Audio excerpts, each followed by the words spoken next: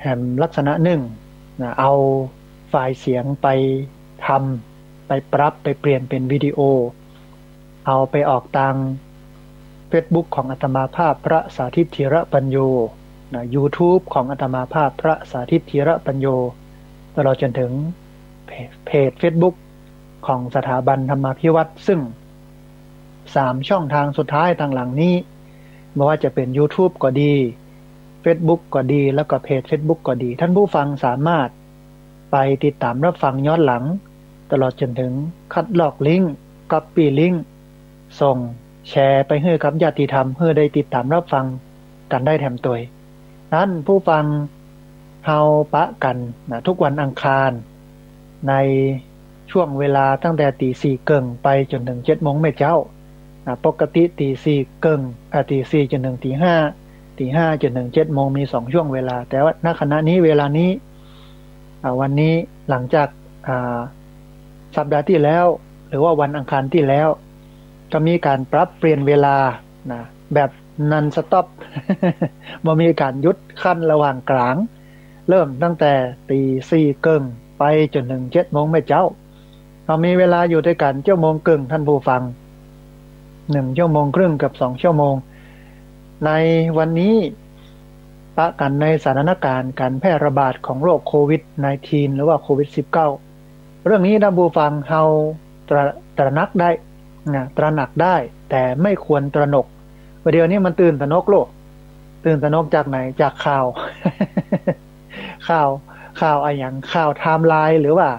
การใช้ชีวิตของคนที่เปิ้นติดโรคนี้แล้วก็บ่ค่อยดูแลตัวเก่าเปิ้นฮ้องว่าไม่มีความรับผิดชอบทางสังคมไปอยู่ในกลุ่มคนหมู่มากใน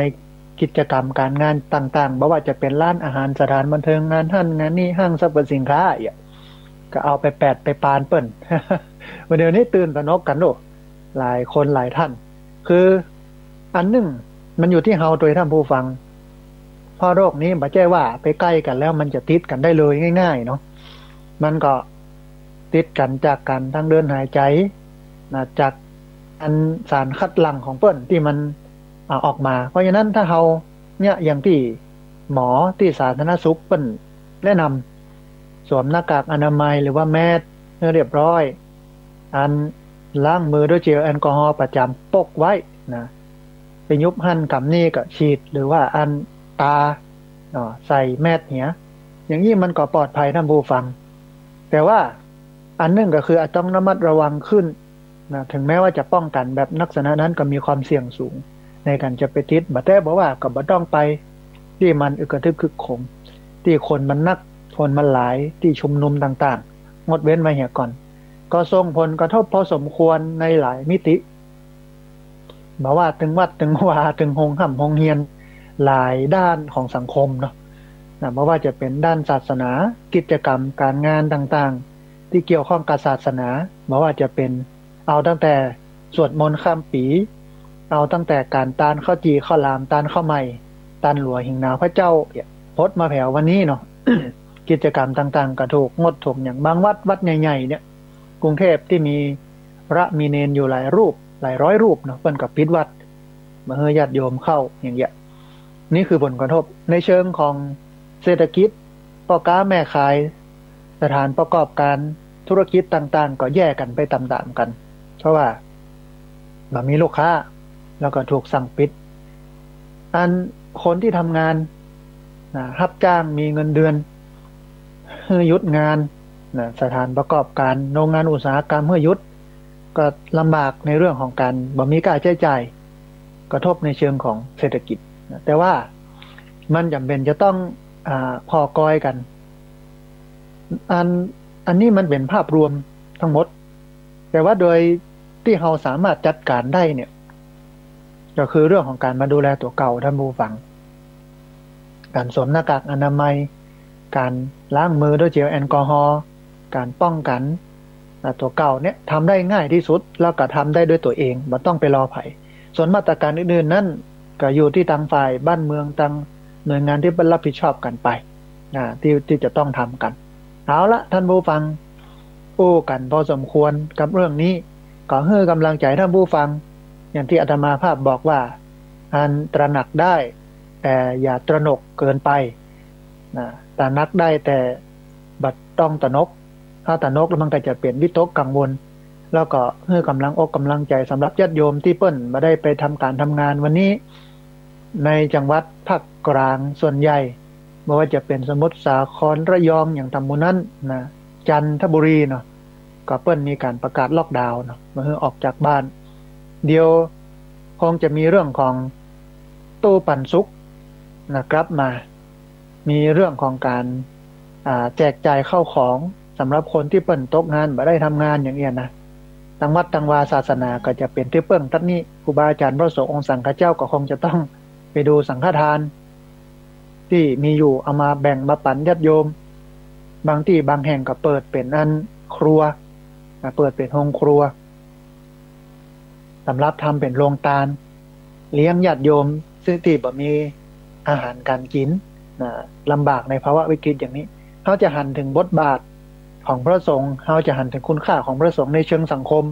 แบบมีแต่อย่างเงี้ยแต่แท้ที่จริงแล้วในสมัยตะก่อนโบราณเนี่ยมีนักกว่านี้ระยะหลังๆหน่วยงานองค์กรต่างๆดึงเอางานหมู่นี้ไปแต่ถึงแม้ว่าจะดึงเอาไปเนี่ยมันก็ยังทำได้บ่ทั่วบ่ถึงก็ยังจำเป็นต้องอาศัยกลไกหรือวิธีการเดิมก็คือวัดเป็นที่พึ่งของชุมชนแต่ขอให้ญาติโยมได้กึศเติมหาวัดตลอดเวลาเนาะไม่ใช่เฉพาะยามวิกฤตนะ ถ้าบางอันเนี่ยตุลุงมันก็จะบอกว่ายามดีเธอหายหน้าเข้าโคม่ามาหาฉันเนี่ยเวลาอยู่ดีมีสุขในหายซับเติมมากึศเติมหาพระสงฆ์องค์สังฆเจ้าพระเจ้าพระจีในวิหารกำแล้วนะ แต่เวลาตุกขึ้นมาเนี่ยท่านผู้ฟังก็เอาพระพุทธพระธรรมพระสงฆ์เป็นที่เปิ้งโลกเพราะนั้นอันเขาต้องช่วยกันพอกอยด้วยนะช่วยกันรักษาในยามดีเนี่ยในยามที่บ่มีวิกฤตเขาก็พอกอยรักษาเติบโตแข็งแรงเวลาเขาวิกฤตเขาก็จะได้เปิ้งได้อิงโลกแต่ถ้ามาอันเนี่ยปล่อยให้ชำรุดทรุดโทรมเหมือนกับอันศาลาเนาะยามบ่มีฝนบ่มีแดดเขาก็เดือดร้อนไม่สนใจหยังปล่อยอันให้ปวกมันขึ้น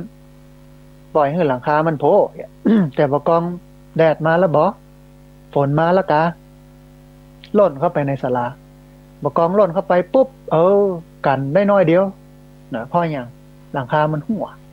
นะปวกมันครบแป้นปืนโผล่หมดอยู่ลำบากเพราะนั้นขณะนี้เวลานี้นะอยู่ดีกินดีก็มาบูรณะปฏิสังขรณ์ใส่ใจดูแลอุปถัมภ์บำรุงพระศาสนากันพ้องนะยามตุกเฮาก็จะได้เปิ้งเนาะถึงแม้ว่าไม่ได้เปิ้งเฮาไม่ได้เปิ้งเนี่ย ก่อคนอื่นไม่ได้เปิ้งหรอกเนี่ยมันเป็นตาลเนี่ยคือมันเป็นตาลคนบะเก้าเนี่ยท่านผู้ฟังเวลาเปิ้นทำบุญเปิ้นชอบทำมาอย่างที่มันเป็นของหน้าหมู่หรือว่าคนหมู่มากได้ใจเพราะว่าจะเป็นหนทางขุดน้ำบ่อก่อศาลาแปลงสะพานแปลงห้องยาแปลงห้องเฮียนเนี่ยบุญเหล่านี้เป็นบุญบ่อน้ำจึมทรายท่านผู้ฟังแปลงไว้แล้วคนมาใจประโยชน์เนี่ยคนสร้างคนดันก็ได้แถมคือมันได้ตั้งแต่ตาลแล้วนะอันแรกล่ะได้หลังจากนั้นคือ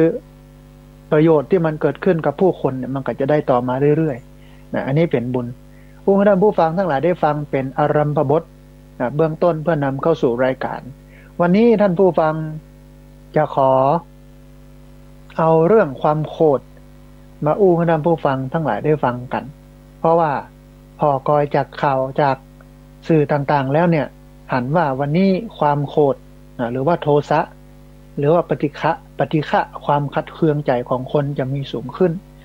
บางครั้งบางทีเรื่องเป็นเรื่องก็มาพิษมาเถียงกันเนี่ยออกข่าวบ้านข้างกันนะลู่มาก้วยเตะกัน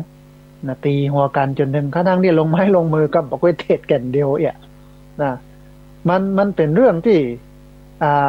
อาจจะถ้ามองเห็นมุมนึงขึ้นมาลึกๆอาจจะเป็นความแค้นที่มันสะสมกันมากะอันนั้นก็ว่ากันอย่างนึงแต่ไปมาปุ๊บเนี่ยมาพอเมื่อมันชัดขึ้นเนี่ยก็มองว่าเฮาขาดสติเฮาบ่ระบายความโกรธนะมันบ่สามารถจะพองทายความโกรธได้ให้มันบ่เดือดดาลเนาะมันเหมือนกับน้ำที่ต้มอยู่บนเตาไฟถ้ามันบ่มีปองออกนะมันก็จะระเบิดเหมือนอย่างเหมือนกันรถครับรถปาดหน้าปาดตากันแซงกันอย่างกันก็จอดรถมาบุบหูตีตากันฆ่ากันยิงกันโดยเหตุที่มันบ่ใช่ตี้ใช่ต่าง นั่นแสดงว่าภายในจิตใจของเรานั้น ศีลธรรมมันน้อยนะกิเลสมันนักขึ้นกิเลสของคนเมื่อนักขึ้นเนี่ยมันย่อมสร้างความเดือดร้อนให้กับตัวเก่าแล้วก็สร้างความเดือดร้อนให้กับสังคมแน่นอนโดยเฉพาะความปฏิฆะขุ่นเคืองถึงแม้ว่ากิเลสมันจะมีนักท่านผู้ฟัง แต่วันนี้จะขอเอาเรื่องความโหดมาอู้ให้ท่านผู้ฟังทั้งหลายได้ฟังเนี่ยกันก่อนอันพอดีได้ไปอ่านหนังสือของเจ้าพระคุณสมเด็จพระพุทธโฆษาจารย์ประยุทธ์โตเรื่องทำอย่างไรจะหายโกรธก็เลยกึศเตือนท่านผู้ฟังว่าเอาเรื่องนี้ มาอู้ให้ท่านผู้ฟังได้ฟังกันถ้าจะดีแต่วันนี้เป็นโอกาสอันดีที่จะนำเอาเรื่องนี้มาอู้ท่านผู้ฟังทั้งหลายได้ฟังกันทีนี้ท่านผู้ฟังตอนจะอู้ถึงเรื่องนี้เนี่ยจะขอนำเอาบทกลของหลวงพ่อพุทธทาสมาอู้ให้ท่านผู้ฟังทั้งหลายได้ฟังเนี่ยกันก่อนนะกลบทนี้ หลวงพ่อตั้งชื่อว่ามองแต่แง่ดีเถิดมองแต่แง่ดีเถิดก็หมายความว่าคนทุกคน มันจะทำถูกใจเฮาไปเห็นหมด สมาธิธรรมบูฟังจะเป็นคนดีเห็นหมดเดี๋ยวเสี่ยงมันก็บ่มีคนเฮาเนี่ยมันมีตึงดีมีตึงเสียควบคู่เคล้ากันไปเพราะฉะนั้นอย่างดีก็คือมองในแง่ดีของเปิ้นไว้เป็นอันดีหลวงพ่อพุทธทาสเปิ้นบอกว่าเขามีส่วนเลวบ้างช่างหัวเขาจงเลือกเอาส่วนดีเขามีอยู่เป็นประโยชน์โลกบ้างยังน่าดูส่วนที่ชั่วอย่าไปรู้ของเขาเลยจะหาคนมีดีโดยส่วนเดียวอย่ามัวเที่ยวค้นหาสหายเอ๋ยเหมือนเที่ยวหาหนวดเต่าตายเปล่าเลยฝึกให้เคยมองแต่ดีมีคุณจริงอันนี้ก็เป็นคติเตือนใจเฮาได้เป็นอย่างดีว่าบนโลกนี้มันก็ตึงมีตึงดีมีตึงบ่ดีคนจะให้มันดีเห็นหมดเห็นเสี่ยงมันก็เป็นเรื่องยากมันจะให้มาถูกใจเฮาเห็นหมดเห็นเสี่ยงก็เป็นเรื่องยากเอาละเฮาเองก็ในสายตาของคนบางคนนะเฮาก็บ่ดีหรือแม้แต่ตัวเฮาเองก็บ่ใช่ดีหมดไม่ได้ขาวหมดจดไปทั้งหมดมันก็มีด้านที่มันบ่ดีกับมีพ้องมันก็บ่แปลกที่คนอื่นจะมีตึงดีมีตึงบ่ดีเพราะเฮาเองก็มีตึงดีและมีตึงบ่ดีเพราะฉะนั้นชื่นชมมองในแง่ดีของคนแต่ละคนรวมถึงตัวเฮาโดยเมินเฉยต่อความบ่ดีของเปิ้นเอาความดีของเปิ้นเป็นที่ตั้งความบ่ดีก็ไว้หั่นเหียอันนี้เป็นต้นเนาะแต่ถ้าความบ่ดีนั้นเนี่ยมันเป็นความบ่ดีที่กระทบสังคมแล้วเฮาได้กระทบตัวเนี่ยอันนี้วางบ่ได้เนอะ อาจจะต้องช่วยกันตำหนิช่วยกันจัดการท่านผู้ฟังหลวงพ่อเจ้าประคุณสมเด็จพระพุทธโฆษาจารย์ประยุทธ์โตเพิ่นบอกว่าพระพุทธศาสนาเนี่ยเป็นศาสนาแห่งเมตตาการุณพระพุทธเจ้ามีคุณข้อใหญ่ประการหนึ่งก็คือพระมหากรุณาธิคุณชาวพุทธทุกคนเนี่ยได้รับการสั่งสอนให้มีเมตตามีกรุณาคือช่วยเหลือเกื้อกูลคนอื่นบอกว่าจะเป็นด้านกายก็ดีด้านวาจาก็ดีแล้วก็มีน้ำใจปรารถนาดีแม้แต่เมื่อบ่ได้เนี่ยอย่างอื่นก็ให้แผ่เมตตาแก่เพื่อนมนุษย์ตลอดจนถึงสัตว์ทั้งปวงขอให้อยู่เป็นสุขปราศจากเวรปราศจากภัยโดยกันทั่วหน้าอันนี้เป็นสิ่งที่เราได้รับการอบรมบ่มเพาะสั่งสอนกันมาอย่างอีกท่านผู้ฟังอย่างใดก็ตามเมตตานี้มีคู่ปรับสำคัญอย่างหนึ่งก็คือความโกรธความโกรธนั้นเป็นศัตรูที่คอยคัดขวางบ่ให้เมตตาเกิดขึ้นคนบางคนเป็นคนมักโกรธพอโกรธขึ้นมาแล้วก็ต้องเนี่ยอย่างรุนแรงออกไปเพื่อเป็นการระบายความโกรธด้วยกันทำความรุนแรงเนี่ยมันทำให้เกิดความเสียหายถ้าเนี่ยอย่างบ่ได้บ่สามารถที่จะระบายได้บ่สามารถที่จะด่าได้บ่สามารถที่จะลงไม้ลงมือได้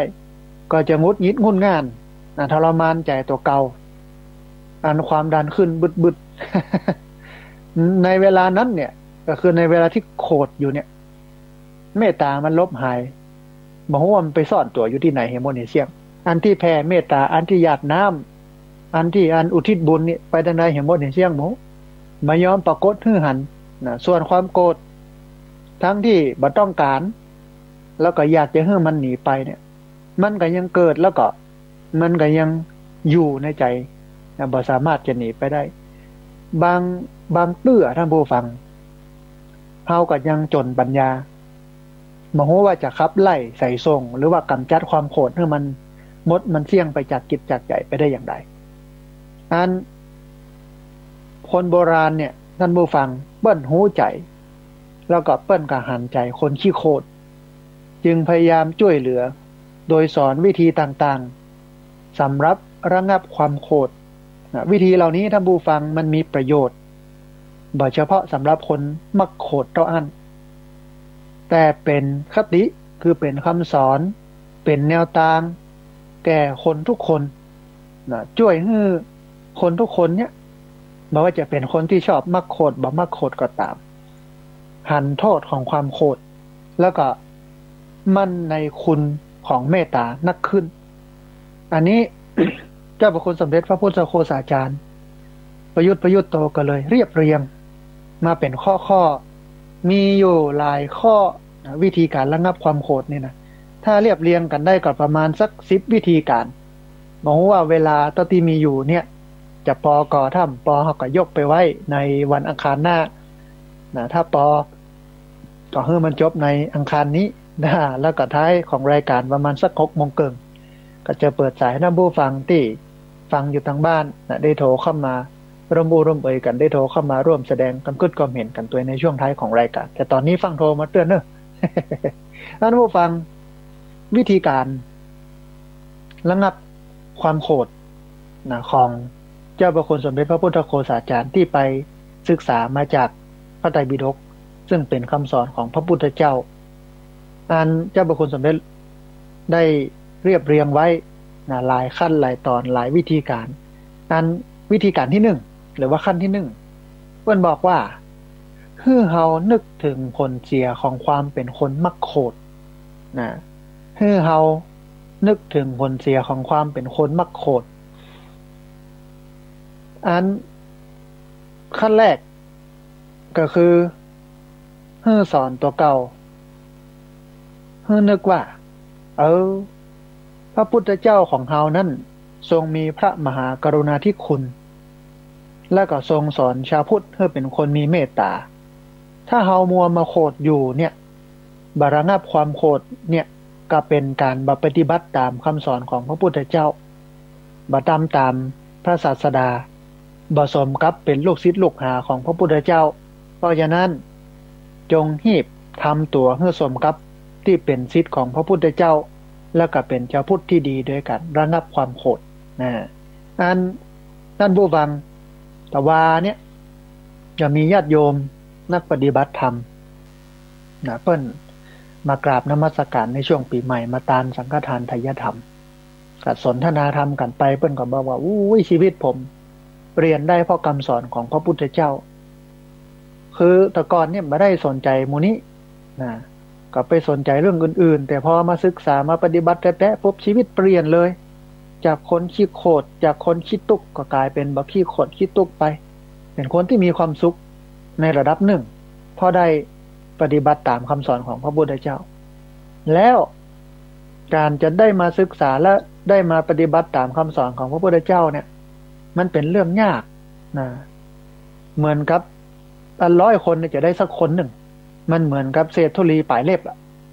น้อยมากที่จะได้เข้าถึงเพราะว่ามันเป็นเรื่องยากสำหรับปุถุชนคนที่หนาไปด้วยกิเลสสมัยที่พระพุทธเจ้าตรัสรู้ใหม่ๆท่านผู้ฟังก็เกิดยากที่จะสอนคนเพราะว่าธรรมะที่พระพุทธองค์ได้เข้าไปหู้เนี่ยมันเป็นเรื่องยากแล้วจะเอามาสอนคนที่กิเลสหนาตัณหาปึกอย่างหมู่เฮาเจ้าข้าทั้งหลายนี่มันก็เป็นเรื่องนักอกนักใจแต่เนื่องด้วยความที่พระพุทธเจ้าเนี่ยพระองค์ได้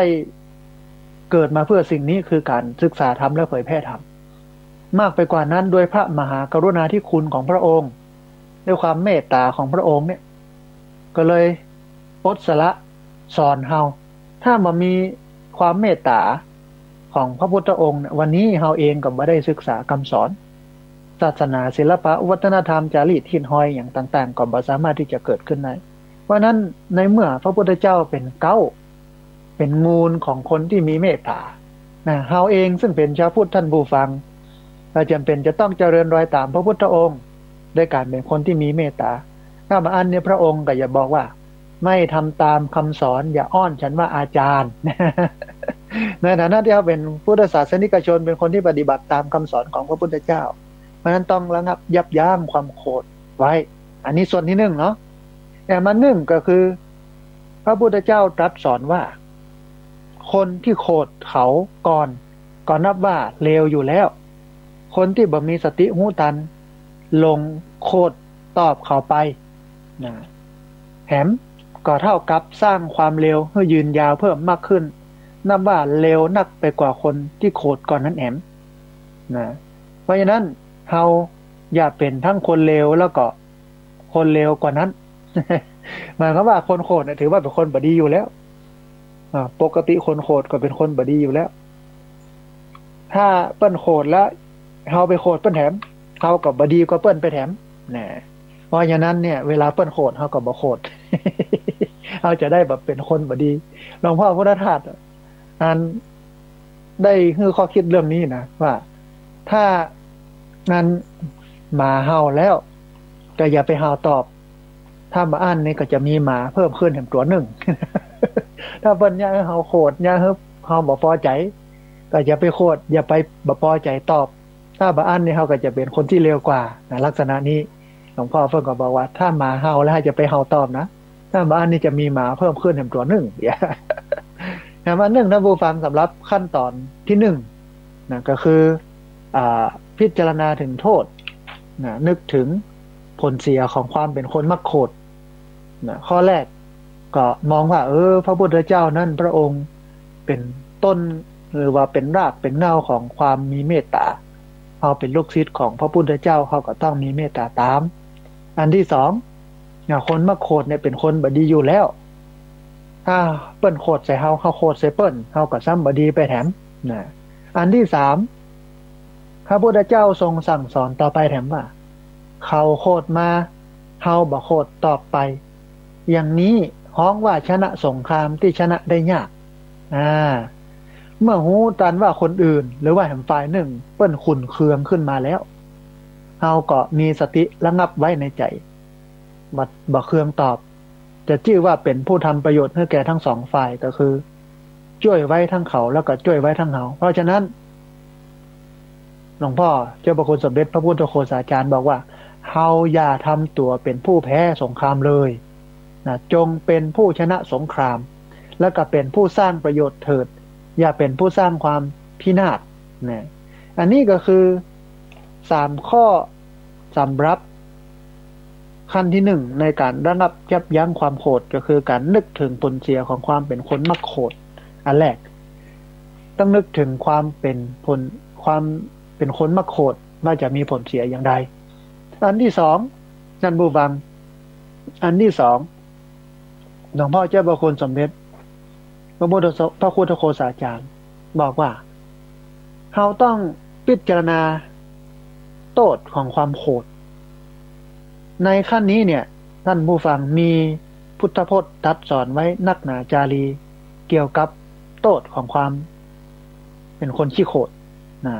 ขอยกตัวอย่างมาง่ายๆมีอันหนึ่งบอกว่าคนขี้โกรธนี้จะมีผิวพรรณวรรณะบ่งาม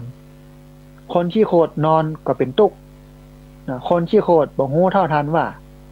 ความโกรธนั้นคือภัยที่เกิดขึ้นข้างในตัวเองบ่กองโกรธแล้วก็บ่ฮู้จักว่าอันหยังเป็นประโยชน์โกรธเขาแล้วก็มองบ่หันทำนะคือไม่มีความยุติธรรมเวลาโกรธขึ้นมาก็มีแต่ความลำเอียงอย่างเดียวเวลาถูกความโกรธเข้าครอบงำมีแต่ความมืดความโกรธหรือว่าคนโกรธจะผ่านสิ่งใดสิ่งนั้นทำยากก็เหมือนทำง่ายแต่ภายหลังพอหายโกรธแล้วต้องเดือดร้อนจิตเดือดร้อนใจเหมือนกับถูกไฟเผาอันหนึ่งบอกว่าแหงโกรธนั้นก็แสดงความหน้าด้านออกมาก่อนเหมือนมีควันไฟจะเกิดขึ้น พอความโกรธแสดงเดชทำให้คนเดือดดาลได้คราวนี้ก็บ่กลัวอันหยังยางอายก็บ่มีนะถ้อยคำก็บ่มีคาระวะคนโคตรฆ่าพ่อแม่ของตัวเก่าก็ได้ฆ่าพระอรหันต์ก็ได้ฆ่าคนสามัญก็ได้ทั้งนั้นลูกที่แม่เลี้ยงไว้จนได้ลืมตามองดูโลกนี้แต่มีกิเลสหนาพอโคตรขึ้นมาก็ฆ่าได้แม้แต่แม่ผู้ให้ชีวิตนั้นเนี่ยอันมีแหมอันหนึ่งก็คือ ความโคตรมีโทษก็ผลร้ายฮือนักหนาปาป้างอย่างพุทธพจน์นี้เป็นตัวอย่างแม้เรื่องราวในนิทานต่างๆท่านผู้ฟังแล้วก็ชีวิตจริงก็มีฮือหันกันนักหนาจารีเพราะฉะนั้น การระงับความโกรธอย่างที่สองคือพิจารณาโทษของความโกรธพิจารณาโทษของความโกรธ ไม่ว่าจะเป็นโทษตั้งใจบางคนนี่โกรธจนเสียสุขภาพความดันขึ้นบางคนนี่โกรธนะเป็นว่าโกรธชั่วกับชั่วกันเนี่ยนะพิษหัวกันยังกันมากองไปงานไปปะใส่กันได้ยินเสียงของคนที่เขาโกรธขึ้นได้ยินปั๊บเนี่ยความดันขึ้นปี๊ด บางคนแค่ได้ยินหันหน้ามันกับความโกรธขึ้นปี๊ดบางคนหันใส่เกิบว่าอันนั้นเกิบเนี่ยนั่นเนี่ยจังไปจังบอดแต่เนี่ยนะความโกรธขึ้นปี๊ดเปิ้นบ่ฮู้นอนฮู้หนาวยังเฮาเนี่ยโกรธอยู่ในใจคนเดียวเดือดอยู่ในใจคนเดียวตกอยู่ในใจคนเดียวเปิ้นสบายใจเฉิบนะเพราะนั้นต้องพิจารณาถึงโทษของความโกรธว่าถ้าโกรธแล้วมันจะมีโทษอย่างไรแถมอันหนึ่งท่านผู้ฟังท่านที่สามเปิ้นบอกว่าให้นึกถึงความดีของคนที่เฮาโกรธอย่างที่บอกไว้ตะกี้เนี่ยเป็นกลอนของหลวงพ่อพุทธทาสเขามีส่วนเลวบ้างช่างหัวเขาจงเลือกเอาส่วนดีเขามีอยู่เป็นประโยชน์โลกบ้างยังน่าดูส่วนที่ชั่วอย่าไปรู้ของเขาเลยจะหาคนมีดีโดยส่วนเดียวอย่ามัวเที่ยวค้นหาสหายเอ๋ยเหมือนเที่ยวหาหนวดเต่าตายเปล่าเลยฝึกให้เคยมองแต่ดีมีคุณจริงนะขั้นที่สาม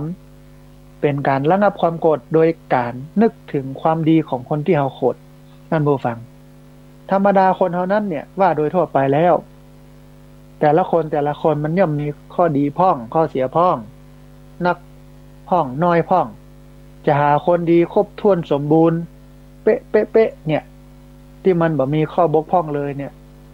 คงหาบ่ได้หรือแทบบ่มีแต่บางทีแง่ที่เฮาว่าดีคนอื่นว่ามันบ่ดีเอาป้านั้นจะดีเนี่ยเสียท่าคิจิเนี่ยโอ้ลุงนั้นจะดีเสียท่าขี้เหล้าปีนั้นก็จะดีเนี่ยเสียท่าสอบเหล้าขวัญเปิ้นเดี๋ยว บางทีเนี่ยแง่ที่เฮาว่าบ่ดีคนอื่นว่าดีนะเพราะฉะนั้นเรื่องราวลักษณะหรือว่าการกระทำของคนอื่นที่ทำให้เฮาโกรธนั่นเนี่ยมันเป็นจุดอ่อนหรือว่าข้อบกพร่องของเขาอย่างหนึ่งหรืออาจจะเป็นแง่ที่มันบ่ถูกใจเฮาเมื่อถึงจุดนั้นแง่นั้นของเขาบ่ดีบ่ถูกใจเฮามันเนี่ยให้เฮาโกรธก็จะไปมัวนึกถึงแต่จุดนั้นแง่นั้นของเขา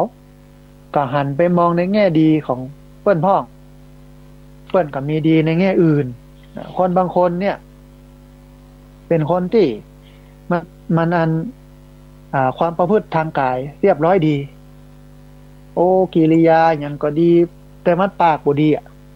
อู้จาบ่ไพเราะอู้จาบ่ม่วนเนี่ยแต่ว่าการงานอย่างอื่นมันก็ยะได้ดีหมดอย่างที่บอกเนี่ยโอ้ลุงนั้นจัดดีเนี่ยแบ่งปันเกื้อกูลช่วยเหลือคนนะมีอย่างก็มีอย่างก็แบ่งปันแต่เสียท่าเจ้าชู้เนี่ย ป้านั้นจัดดีเนี่ยโอ้เป็นคนดีเป็นคนที่ขยันขันแข็งมันเพียรเลี้ยงลูกเลี้ยงเต้าเสียท่าสอบเล่าขวัญเจ้าบ้านเนี่ยเฮาก็ไปเจ้าไปพ่อว่าเปิ้นสอบเล่าขวัญเจ้าบ้านเวลาเปิ้นยังเฮาโขน เฮาก็ไปพ่อว่าโอ้เปิ้นก็ฮักลูกฮักเต้าโดขยันมันเพียรเสาะว่าหาเกียนเลี้ยงลูกเลี้ยงครอบครัวเป็นคนมันไปพ่อต้นท่านอย่าไปพ่อตัดอย่างที่เปิ้นสอบเล่าขวัญเจ้าบ้านเนาะท่านผู้ฟังงั้นคนทุกคนต้องการยกถ้าเป็นยกเขียวกับเขียวแท้บ่มีสีอื่นเจือปนถ้าเป็นยกขาวกับขาวล้วนถ้าเป็นดำกับดำล้วนเนาะแต่ธรรมดาว่ายกบางก้อนเนี่ยมันก็มีจุดดำตกอยู่หั่นพ่อง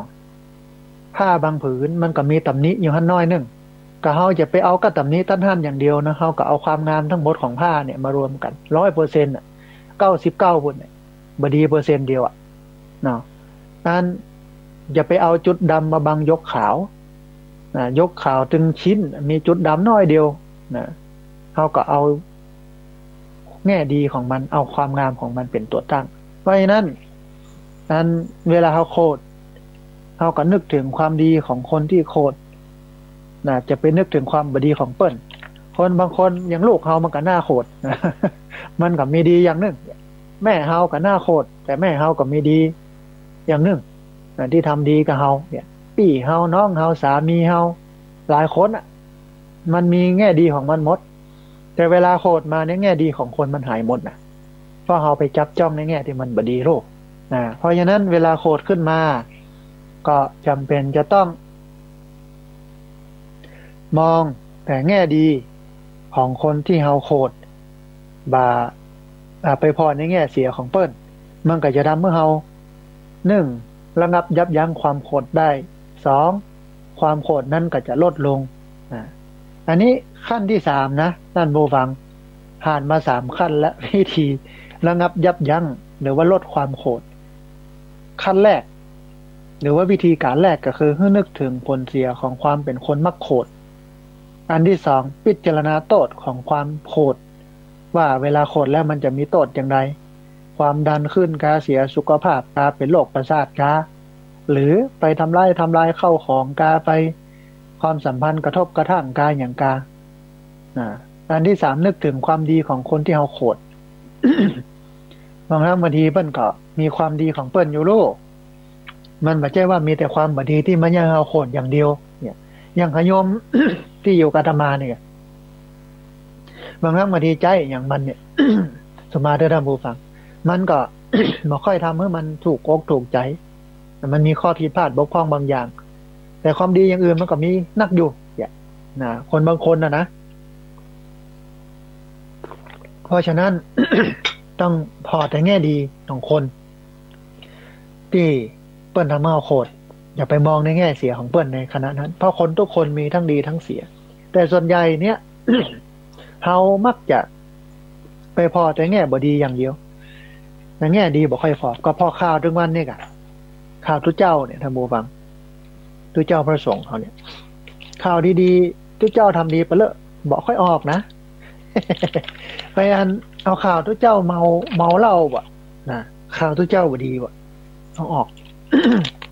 ที่ดีๆก็บ่ออกนั่นแสดงว่าที่ผ่านมานี่สังคมเฮาไปชอบพอในแง่ที่มันบ่ดีแง่ดีบ่ค่อยชอบพอเพราะนั้นเวลาโคตรเฮากับไปพอในแง่บ่ดีของเปิ้นซ้ำเพิ่มความโกรธแฮมแต่ถ้าเฮามองเขาพอเฮากอยในแง่ดีของเปิ้นพ้องความโกรธนั้นมันก็จะลดลงเนาะแฮมอันหนึ่งอันที่4ท่านผู้ฟังวิธีการแก้ความโกรธอันที่4ก็คือพิจารณาว่าความโกรธคือการสร้างทุกข์ให้ตัวเก่าและเป็นการลงโทษตัวเก่าให้สมใจศัตรูอันนี้นะน่าสนใจท่านผู้ฟังข้อนี้ข้อที่4 วิธีการกำจัดระงับยับยั้งลดละความโกรธอย่างที่4ของเจ้าประคุณสมเด็จพระพุทธโฆษาจารย์ประยุทธ์โตเพิ่นบอกว่าพิจารณาว่าความโกรธคือการสร้างทุกข์ให้ตัวเก่าและเป็นการลงโทษตัวเก่าให้สมใจศัตรูท่านผู้ฟังธรรมดาศัตรูคู่แค้นของเฮาคนที่เปิ้นบ่ชอบเฮาเนี่ยย่อมปรารถนาร้ายอยากให้เกิดความเสื่อมและความพินาศวอดวายแก่เฮาคนโคตรจะสร้างความเสื่อมความพินาศให้กับตัวเก่าได้หลายอย่างโดยที่ศัตรูบ่ต้องยะไอ้หยังให้มันลำบากก็สมใจศัตรูสมใจคนที่เปิ้นจะรอสมน้ำหน้าเฮาสมใจที่เปิ้นปรารถนาให้เฮานั่นพินาศย่อยยับเพราะฉะนั้นนั่นผู้ฟังเวลาเฮาโคตรเนี่ยเฮาก็จะสนใจศัตรูเพราะฉะนั้น เฮาบอกควรจะเพียงพร้ำคนบางคนเปิ้นยั่วยุความโกรธโลกเฮือโกรธสร้างเฮือโกรธเมื่อโกรธแล้วก็ระบายความโกรธออกมาเมื่อระบายความโกรธออกมามันก็จะทำให้เฮาเสียอย่างหลายอย่าง ในตำรากลยุทธ์ของจีนยุทธศาสตร์เพื่อนห้องว่าอันพิชัยยุทธทำร้ายพิชัยสงครามเพื่อนบอกว่าถ้าคุณหัวเสียคุณจะเสียหัวคือ สมัยตะก้อนเนี่ยเวลามันสู้รบกันมันไม่ใช่ว่าอยู่ๆจะไปสู้กันมันต้องดูดูเจิงดูท่าทีดูความพร้อมดูอย่างหลายอย่างถ้าแบบพร้อมไปออกรบเนี่ยประการเปิ้นบางครั้งบางทีเขาเสียเปรียบอยู่เนาะบ่ออกรบเนี่ยเขาก็จะชนะแต่บางครั้งบางทีศัตรูเปิ้นก็ล็อกมายุแยงเขาโคดออกรบจำได้ที่อ่านหนังสือสามก๊กตอนที่อ่านของเบ้งสู้กับซูมาอี้ตอนนั้นของเบ้งได้เปรียบโลกซูมาอี้เสียเปรียบถ้าซูมาอี้สู้รบเนี่ยกับของเบ้งคณะเสียเปรียบเนี่ยซูมาอี้การแน่นอนของเบ้งกับพยายามยั่วยุซูมาอี้ออกรบไม่ว่าจะเป็นอันทหารไปเอิ้นเข้าใส่ไปตะโกนไปเอิ้นใส่ว่าอันขี้ขาดขี้กลัวอย่างอันอย่างนี้เป็นไม่หยาไม่ยิงกาอย่างกาอีเนาะมินศักดิ์ศรีพยายามอันซูมาอี้โคดแล้วออกสู้รบรวมไปจนถึงส่งชุดไม่ยิงไปหรอกส่งชุดไม่ยิงไปซูมาอี้ของเบงส่งชุดไม่ยิงไปเหมือนสตรีนะมันมีความกล้าหาญอย่างนี้นะตอนนั้นถ้าอันซูมาอี้โคดเนี่ยออกรบเนี่ยซูมาอี้ก่อการแต่ซูมาอี้อดทนนะบาอันออกรบก็เลยชนะอันนี้ก็เป็นคติอันหนึ่งท่านผู้ฟังมองเห็นอันหนึ่งก็คือมีคำสอน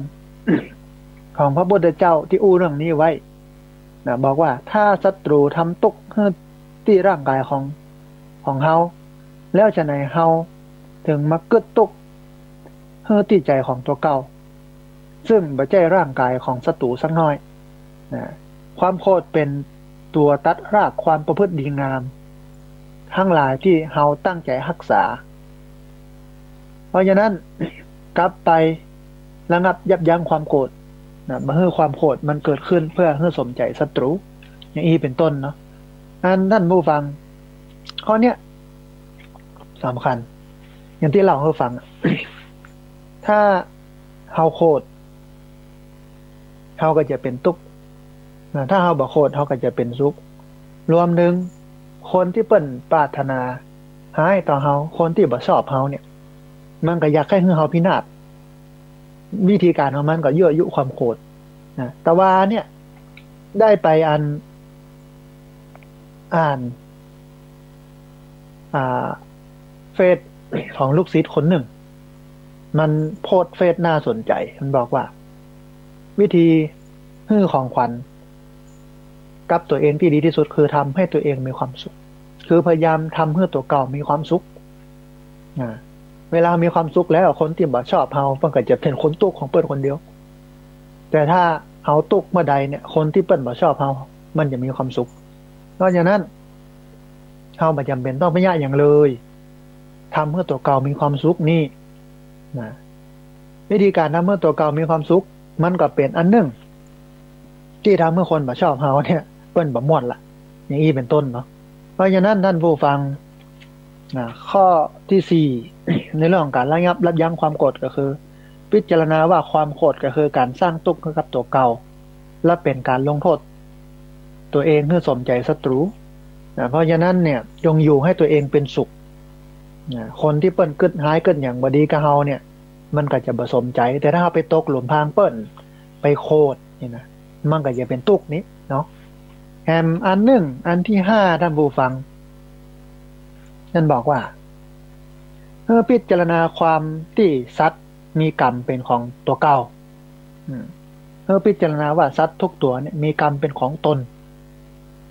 คือพึงพิจารณาว่าตึงเฮาแล้วก็ตึงเขาเนี่ยต่างก็มีกรรมเป็นสมบัติของตัวเก่าเนี่ยกรรมอันยังไว้ก็จะได้รับผลของกรรมนั้นก็เริ่มด้วยพิจารณาตัวเก่าว่าเฮาโคตรแล้วบอกว่าจะเนี่ยอันยังการกระทำของเฮานั้นก็เกิดจากโทสะคือความโกรธซึ่งเป็นอกุศลมูลหรือว่าอกุศลกรรมของเฮากรรมนี้ก็ย่อมเป็นกรรมชั่วซึ่งก่อให้เกิดผลร้าย มีแต่ความเสียหายบ่มีประโยชน์และเราก็จะต้องรับผลของกรรมนั้นต่อไปทีนี้ท่านผู้ฟังเมื่อเราทำกรรมชั่วที่เกิดจากโทสะนั้นคือความโกรธนั้นก่อนเราจะทำร้ายเขาก็ทำร้ายแผดเผาตัวเก่าก่อนหน้านั้นหมายความว่าก่อนที่เราจะไปทำร้ายคนอื่นด้วยความโกรธเนี่ยเราก็ได้ทำร้ายตัวเก่าแล้วนะเราก็แผดเผาตัวเก่าแล้วนะเพราะฉะนั้นท่านผู้ฟังเมื่อพิจารณาความเป็นเจ้าของกรรมฝ่ายตัวเก่าแล้วก็พิจารณาฝ่ายเขาพ่องในทำนองเดียวกันก็คือเมื่อเขาโคตรเขาจะทำกรรมอันยังก็เป็นกรรมชั่วและเขาก็จะต้องรับผลของกรรมที่ตัวเองก่อไปกรรมชั่วนั้นจะบ่ช่วยให้เขาได้รับผลดีบ่ช่วยให้เขามีความสุขมีแต่ผลร้ายเริ่มตั้งแต่แผดเผาในใจของตัวเก่าเป็นต้นไปในเมื่อต่างคนต่างมีกรรมเป็นของตัวเก่าเกี่ยวกับผลของกรรมของตัวเก่าอยู่แล้วก็จะไปมัวค้นคิดวุ่นวายอยู่เลยตั้งหน้าตั้งตาทำกรรมดีไปเมื่อพิจารณาแล้วว่าโอ้เฮาโคตรขึ้นมามันก็เป็นกรรมที่มันอยู่ในใจเป็นมโนกรรมเนาะมโนกรรมนี่มันบ่ได้ไปทำให้คนอื่นเดือดร้อนนะมันทำเมื่อตัวเก่าเดือดร้อนก่อนมันบ่ได้ให้คนอื่นเป็นทุกข์แต่เฮาเป็นทุกข์ก่อนนอกจากที่จะทำให้คนอื่นเป็นทุกข์เนี่ยก็คือมโนกรรมมันขยับขึ้นเป็นวจีกรรมกรรมอู้บ่ดีด่าไปทุกข์ถึงเฮาทุกข์ถึงเพิ่นกายกรรมตบตีกระทำสิ่งที่มันทำให้เกิดความบ่ดีบ่งามขึ้นมาทำด้วยโทสะเนี่ยมันก็เป็นทุกข์เพราะฉะนั้นเอาละถ้ามองเห็นแง่มุมหนึ่งเรื่องของกรรมทรัพย์แต่ละคนมีกรรมเป็นของตัวเก่านี่นะท่านผู้ฟังอาจจะพอกอยหรือมองได้ว่าเอาละเขาเองก็อาจจะต้องปล่อยวางพ่องเพราะว่าเปิ้นเนี่ยอย่างงั้นเปิ้นก็ได้กรรมของเปิ้นคนเดียวเขาเนี่ยกรรมดีก็ดีเฮาบ่ต้องไปต่อกรรมชั่วกับเปิ้นให้เปิ้นทำของเปิ้นเฮาก็บ่ต้องไปทำกับเปิ้นบ่ต้องไปตอบเวรย่อมระงับด้วยกันไม่จองเวรโลกกรรมมันจะเกิดขึ้นก็ต่อเมื่อเราทำกรรมถ้าเราไม่ทำกรรมนั้นก็จะไม่เกิดขึ้นอันนี้อันหนึ่งเนาะท่านผู้ฟังข้อนี้วิธีการระงับยับยั้งความโกรธอันหนึ่งแถมส่วนหนึ่งก็คือข้อที่6เปิ้นให้พิจารณาจริยวัตรในปางก่อนของพระพุทธเจ้าท่านผู้ฟังเป็นอย่างไรคือไปพอไปกอยพุทธประวัติของพระพุทธเจ้าเอาตั้งแต่สมัยอันเป็นพระโพธิสัตว์ปั้มเปงบารมีต่างๆนี่นะท่านผู้ฟังพระพุทธเจ้าของเฮานั้นกว่าจะตรัสรู้ก็ได้ทรงบำเพ็ญบารมีมานักหนาปาป้างเป็นระยะเวลามายาวนานได้ทรงบำเพ็ญประโยชน์แก่ผู้อื่นโดยยอมเสียสละแม้แต่พระชนมาชีพของพระองค์เองเมื่อทรงถูกข่มเหงกันแกล้งเบียดเบียนด้วยวิธีการต่างๆก็บ่ทรงแค้นเคืองทรงเอาดีเข้าตอบเอาความดีเข้าตอบถึงเขาจะตั้งตัวเป็นศัตรูถึงขนาดพยายามปรงพระชนก็บ่ทรงมีจิตประทุษร้ายบางครั้งพระองค์ช่วยเหลือเขาแทนที่เขาจะเห็นคุณค่าเขากลับทำร้ายพระองค์แม้กระนั้นก็บ่ทรงถือโขดทรงทำดีต่อเขาไปแหมบางคนเนี่ยมันเหมือนเลี้ยงงูเห่างูจองนะ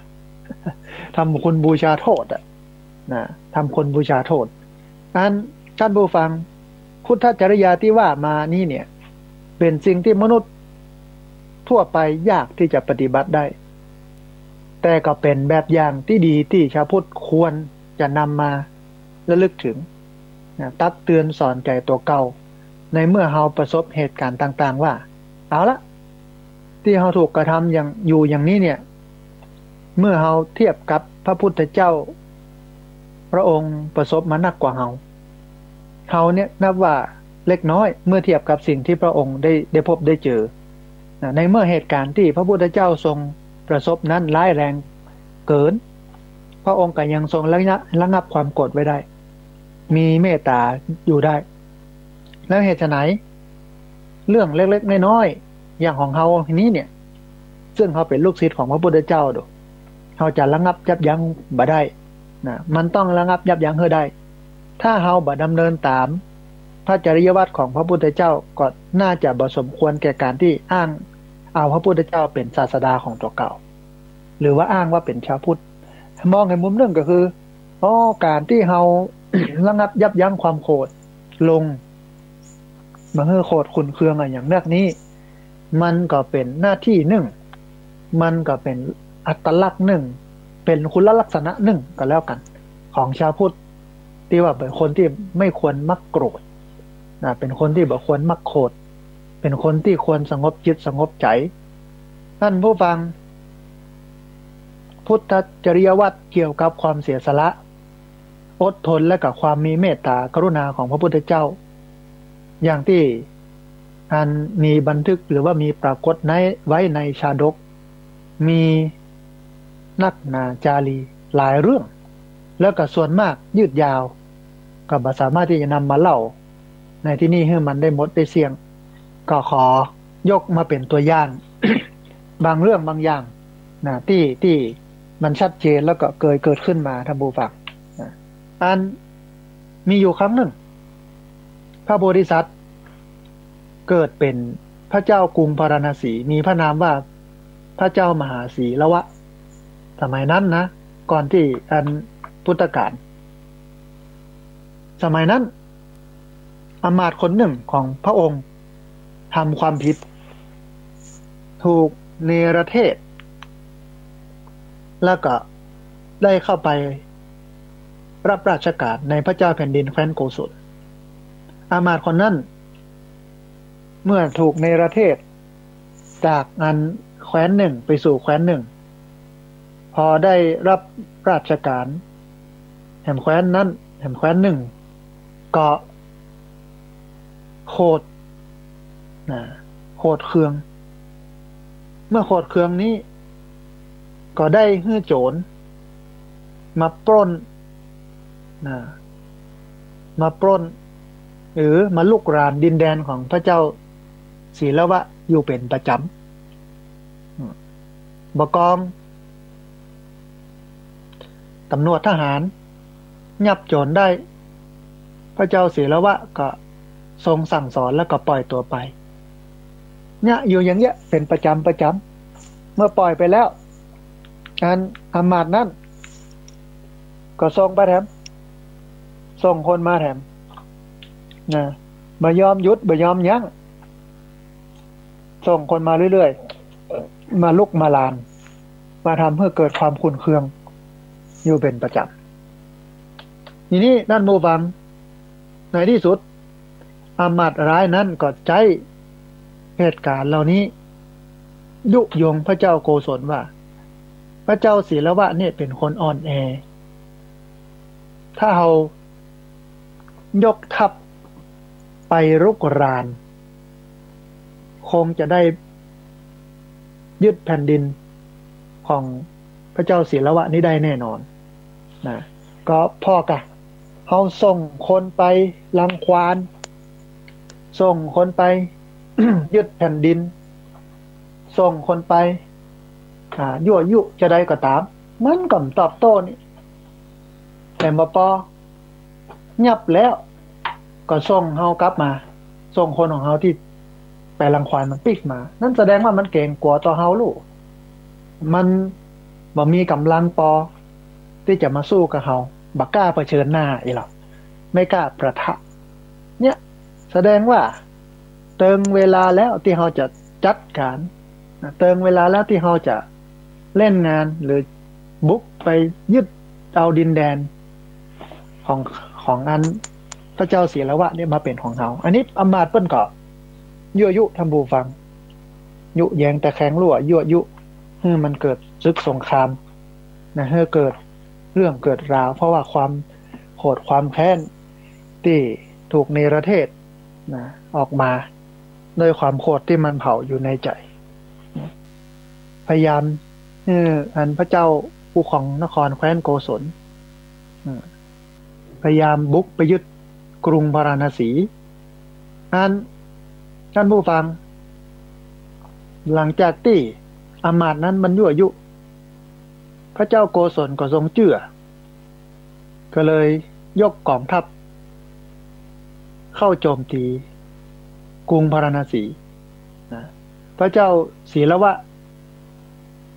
ไม่อยากให้เจ้าบ้านเจ้าจองราษฎรเดือดร้อนก็เลยบ่ต่อต้านสักอย่างทรงปล่อยให้พระเจ้าโกศลยึดราชสมบัติแล้วก็ยับพระองค์ไปนะบอกกองนั้นพระเจ้าโกศลยับพระเจ้าศีลวะได้แล้วก็ให้เอาไปฝังทั้งเป็นในสุสานนะฝังอันในดินให้คอเนี่ยซดออกมาเหลือก็หัวรอเวลาเมื่อคืนให้หมาจิ้งจอกออกมากินตามวิธีการประหารในสมัยนั้นการฆ่าคนในสมัยนั้นเนี่ยมันฆ่าแบบโหดร้ายทารุณเหมือนกันนะท่านผู้ฟังเนาะนั้น หมอกองยับได้แล้วปุ๊บจะเอาตัวไปฝังไว้ที่ปะเหี่ยวไปแจ้ฝังมดนะให้คอซดออกมาหมอกองเมื่อคืนเนี่ยหมู่อันแมงหมู่นี้มันก็ออกมาบอกว่าจะเป็นหมาในบอกว่าจะเป็นหมาจิ้งจอกบอกว่าจะเป็นเสือเป็นหยังมันออกมาล่าปกติแมงหมู่นี้มันก็จะออกมาคบกินซบที่เปิ้นเอามาขว้างไว้ที่ปะเหี่ยวฮะกะอันนี้ไปฝังไว้ปั๊บมันหัวโผล่ออกมานะคือเติงเวลาเมื่อคืนเมื่อสุนัขจิ้งจอกออกมาพระเจ้าศีลวะก็ทรงใจไหวพริบและความกล้าหาญเอาพระทนก็คือเขี้ยวเนี่ยคบที่คอหมาจิ้งจอกตัวที่จะเข้ามากัดกินพระองค์นะนั้นสุนัขจิ้งจอกเข้ามาหมาจิ้งจอกเข้ามาจะคบพระเจ้าศีลวะพระเจ้าศีลวะก็เอาเขี้ยวคบสุนัขจิ้งจอกกระทำให้สุนัขจิ้งจอกนั่นนะดิ้นรนนะรุนแรงกระทำให้สุนัขตัวอื่นเนี่ยบ่กล้าเข้าใกล้ล่นหนีหมามันที่มันโดนคบมันก็ดิ้นพยายามจะให้หลุดดินบริเวณที่อันพระเจ้าศีลวะอยู่เนี่ยก็หลวมก็ทำให้พระองค์นั้นหลุดออกมาได้แถมในคืนนั้นเองท่านผู้ฟังพระเจ้าศีลวะก็เล็ดลอดเข้าไปได้จนถึงห้องบรรทมของพระเจ้าโกศลมีออกจากปะเหี่ยวมาเนี่ยนะพร้อมกับดาบอัยสิทธิ์ของพระเจ้าโกศลเองนั้นก็เอาอันดาบเนี่ยจี้คอพระเจ้าโกศลไว้แล้วก็พระราชทานอภัยโทษคือพระเจ้าโกศลก็บอกว่ามาเอาอย่างนักไม่ถือโคตรโกรธเคืองสิ่งที่เกิดขึ้นก็เพียงขออาณาจักรคืนแล้วก็ให้พระเจ้าโกศลสาบานว่าจะบัดญะบัดทำร้ายกันแถมนะแล้วก็สาบานให้เป็นสหายเป็นเพื่อนกันแล้วก็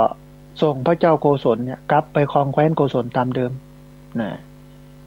อนาถปัญญาปัญอี้นะยังบ่แคว้นยังบ่แค้นเนาะนะแถมเรื่องนึงท่านผู้ฟังสมัยที่พระพุทธเจ้าเสวยพระชาติเป็นพระโพธิสัตว์เกิดเป็นลิงใหญ่อยู่ในป่านะนั้นสมัยนั้นมี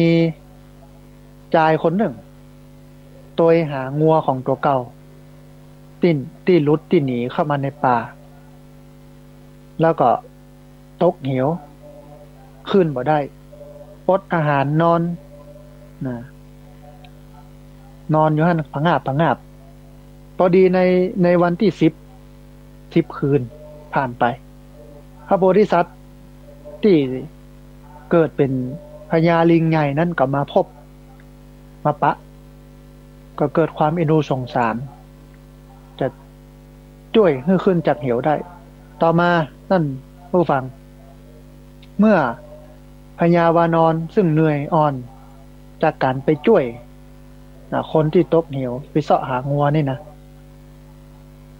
เผลอลับไปอิดไปชายคนนั้นที่พญาวานอนช่วยขึ้นมาจากเหวซึ่งไปเสาะงัวแล้วพัดตกเหวเนี่ยก็เกิดขึ้นว่าอันลิงนี่มันก็เป็นอาหารของคนนะเหมือนกับสัตว์ป่าอื่นๆถ้าเอาไปแกงอ้อมเนี่ยอย่าเหมาะเลยนะอันเดี๋ยวนี้เราก็หิวแล้วเนี่ยถ้าเราฆ่าลิงตัวนี้แล้วก็กินเหี้ยก็อิ่มต้องเนี่ยก็มีพลังเนี่ยแถมว่าปอนะเอาจีนของลิงนี่ปกไปตัวเอาไปเป็นเสบียง กินระหว่างทางที่เราเดินทางกลับบ้านนะเกิดได้อย่างนั้นแล้วปุ๊บท่านผู้ฟังก็เอาไปเสาะหาก้อนหินก้อนใหญ่มาก้อนหนึ่งยกขึ้นจะ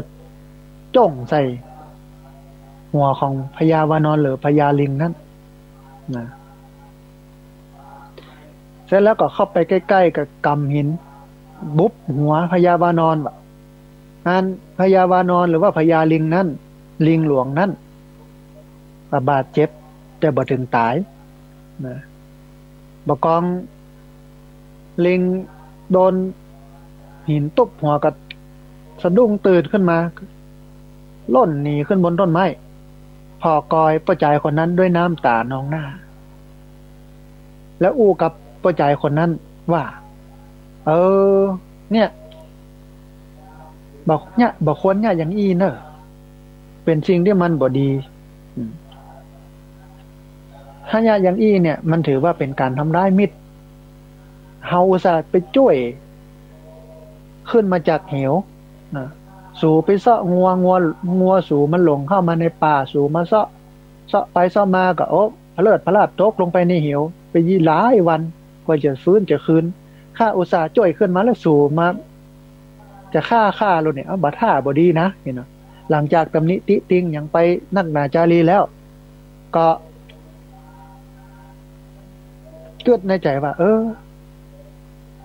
ในการจะช่วยถึงแม้ว่ามันเหมือนกับการทำคุณบูชาโทษก็กลัวว่าใจคนนี้บ่สามารถที่จะออกจากป่าได้ด้วยความเอ็นดูเหรอมะด้วยความสงสารเหรอมะนะถึงแม้ว่าตัวเก่าจะบาดเจ็บนะก็พยายามปีนป่ายนำป้าใจคนนั้นนะออกจากป่าไปจนได้ทีนี้ท่านผู้ฟังเมื่อพิจารณาถึงอย่างนี้แล้วเนี่ยความโกรธก็ยังบ่ระงับก็ลองพิจารณาวิธีต่อไปแถมนะซึ่งมันเป็นวิธีที่7อันนี้เป็นวิธีที่6วิธีที่6นี้ก็คือเฮา พิจารณาพระจริยวัตรในปางก่อนของพระพุทธเจ้าสมัยที่เกิดเป็นพญาวานอนเป็นพญาลิงใหญ่โดนคนเลี้ยงงัว ซึ่งตัวเก่าจ้วยมาเนี่ยมาทำร้ายเกิดถึงพระเจ้าศรีแล้วว่า ที่อันโดนอำมาตย์หักหลังนะซึ่งอำมาตย์นั่นก็เป็นคนช่อชนคนบ่ดีถูกไล่ออกเกิดความขุ่นเคืองเนี่ยต้องการแก้แค้นเนี่ยแต่ก็บ่ทรงถือโทษโกรธนี่เป็นพระจริยวัตรของพระพุทธเจ้าที่ทำให้เราเห็นว่าถึงแม้ว่าพระองค์ก็จะถูกทำร้ายทำลายทำเมื่อเกิดความทุกข์ความลำบากอย่างไรก็ตามพระองค์ก็บ่ทิ้งทำพระองค์ก็บ่โกรธนะแต่บ่ปอยังช่วยโดยเฉพาะตอนที่เป็นพญาวานอนใหญ่เนี่ยแต่บ่ปอยังช่วยเหลือเกื้อกูลเปิ้นแถมจนออกจากป่าจนได้ทั้งที่ก่อนหน้านี้เนี่ยเปิ้นเอามาเห็นมาบุ๊บหัวนะถ้าเป็นเฮาเนี่ยมีปึ๊ไปเห็นตายจังมันเตอะ หนีไปทางใดก็บอกว่ามันตายยังมันยังเนี่ยมันอยากฆ่าก็รู้อีกนะอันทำดีบ่ได้ดีนะเนี่ยกินบ่ได้กินนั่งบ่ได้ห้องนั่งเอากระดูกมาแขวนคอเนี่ยช่วยยังว่าดีนะมันจะมาฆ่าเฮานะปล่อยมันตายในป่าให้บ่เนี่ยนะ ถ้าเป็นเฮานะท่านผู้ฟังนะแต่นี่เป็นพระพุทธเจ้าหรอกนะเฮาพิจารณาอย่างนี้ว่าคนบางคนเขาช่วยเขาเหลือเกื้อกูลเลี้ยงมาพ่อกอยมาอุปถัมภ์บำรุงสนับสนุนส่งเสริมกลายมาเป็นงูเห่างูจองเนี่ยเลี้ยงลูกเสือลูกจะเข้เลย มาแหวงกัดเฮามาทำร้ายเฮาแต่พระพุทธเจ้าถึงแม้จะเป็นอย่างนั้นพระองค์ก็บอกโคตรก็ปล่อยมันไปเป็นอย่างนั้นไปกรรมของใบของมันเนี่ยเขาเองก็เหมือนกันนะท่านผู้ฟังนะเมื่อประสบพบเจออย่างอี้ปั้นลูกน้องขึ้นมานะลูกน้องมันมาหักหลังเลี้ยงลูกเลี้ยงหลานมีเปื้อนมือฝูงดูแลใส่ใจกันมาสุดท้ายมาโดนคนโมนี่หักหลังแทงข้างหลังเนี่ยทำร้ายเอากับปล่อยไปอย่างเงี้ยกรรมของไปของมันเขาก็ถือว่าทำดีที่สุดแล้วนี่เนาะบ่ต้องไปถือโทษกดเคืองทีนี้ท่านผู้ฟังวิธีการอันลดหรือว่าแก้ความโกรธอย่างที่7ก็คือพิจารณาความเคยเกี่ยวข้องกันในสังสารวัฏพิจารณาว่าการที่เราได้มาพบกันเนี่ยอาจจะเคยเกี่ยวข้องกันในสังสารวัฏคือการเวียนว่ายตายเกิดนี้อัน มีพุทธพจน์แห่งหนึ่งกล่าวไว้ว่า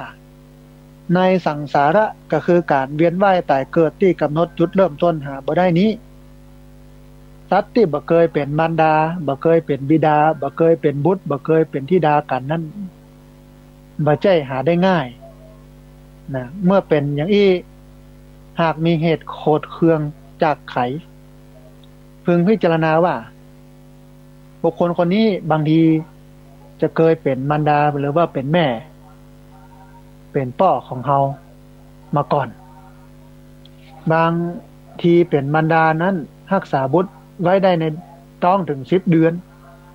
คันคลอดออกมาแล้วก็เลี้ยงดูบ่รังเกียจแม้แต่สิ่งปฏิกูลไม่ว่าจะเป็นอุจจาระปัสสาวะดูแลเฮามาเลี้ยงดูเฮามาส่วนคนที่เคยเป็นพ่อก็เดินทางลำบากตากตำเสี่ยงภัยต่างๆไปเสาะว่าหากินมาเลี้ยงดูเฮาเนี่ยเดี๋ยว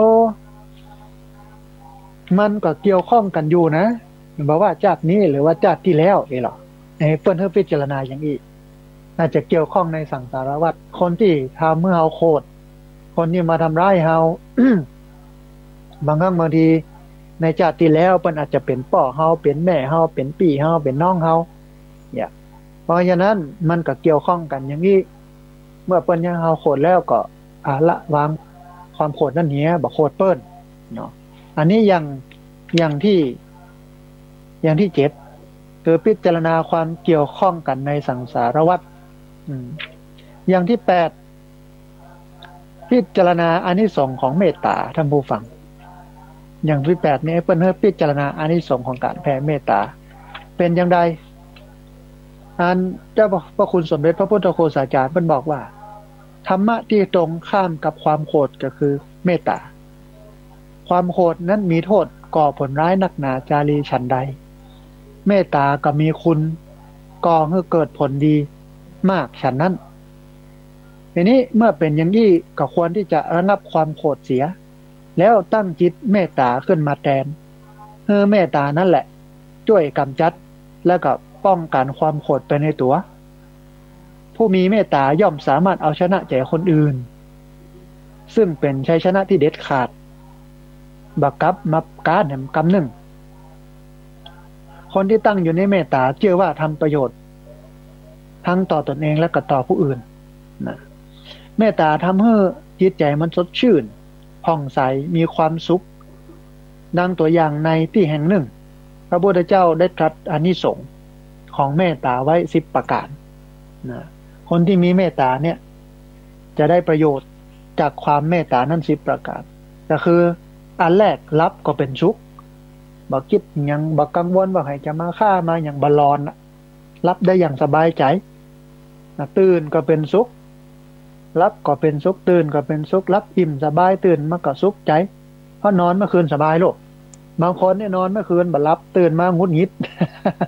มีความบ่ม่วนอกบ่ม่วนใจแล้วนอนบ่หลับทั้งคืนนะบ่ฝันร้ายนะบ่ฝันร้ายเวลาอันนอนเมื่อค่ำเมื่อคืนก็บ่ฝันร้ายถ้าเฮามีเมตตานะไม่ฝันร้ายสบายอกสบายใจเนี่ยมันมีฝันร้ายอย่างสักอย่างฝันแต่เรื่องดีๆทั้งนั้นคิดแต่เรื่องดีๆหันแต่เรื่องดีๆมันมีฝันร้ายนะคนบางคนเนี่ยมันนอนบ่หลับเพราะความโกรธมันแผดเผาฝันร้ายฝันบ่ดีบ่ดักอยู่นอนบ่ม่วนกินบ่หวานกินข้าวบ่ลำกินน้ำบ่ลงเพราะจิตใจนั้นมัวแต่ไปกึดอาฆาตพยาบาทจองเวรบ่ดีกับคนอื่นนะก็ฝันร้ายเนาะอันที่3เป็นที่ฮักของมนุษย์ทั้งหลายคนที่มีเมตตาเนี่ยมันดีอย่างหนึ่งก็คือมีคนฮักแต่มันมีข้อเสียนะ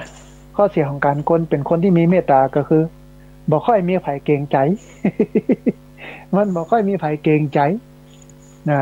ความมีเมตตาของคนเนี่ยบางครั้งบางทีคนบางคนมันบ่เกรงใจนะแต่ว่าแน่นอนว่าเป็นที่ฮักของคนแน่นอนไผๆก็ฮัก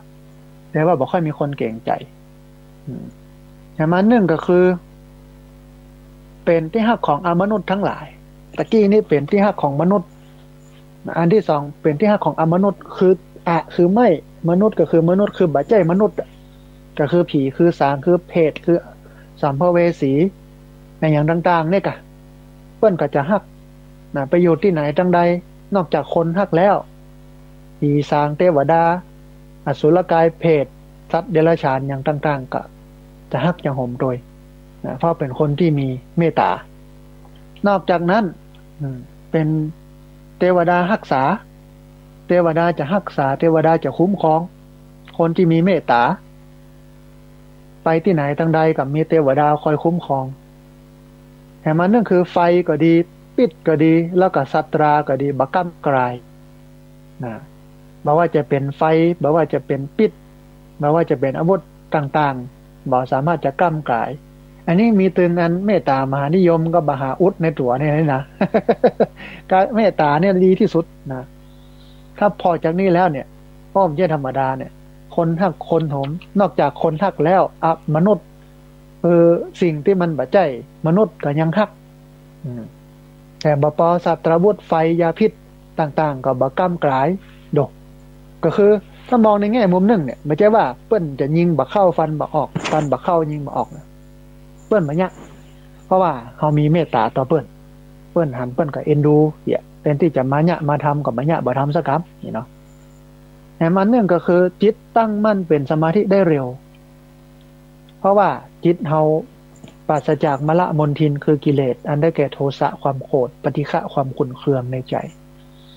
คนที่บ่ค่อยมีความโกรธคนที่บ่ค่อยมีปฏิฆะความขุ่นเคืองในใจเนี่ยจะทำให้จิตใจมันตั้งมั่นอยู่ได้เร็วเป็นสมาธิเร็วสงบได้ง่ายนะแต่มันหนึ่งก็คือสีหน้าผ่องใสนะสีหน้าผ่องใสบ่มัวหมองโอ้คนที่เปิ้นดูหงอเฮงเป็นนี่นะคนที่เปิ้นดูอันหมอดูลักษณะคนเนี่ยโอ้นี่อย่างมันหน้าดำกำเศร้าเนี่ยแสดงว่ามีเคราะห์เนี่ยแสดงว่าอันมีสิ่งชั่วร้ายเข้ามาในชีวิตด้วยเนี่ยบดีบดักหรือว่ามีความตุกหมดเนี่ยนะบางคนมันพอสีหน้าของโฮโลหน้าดำกำเศร้าเว้ย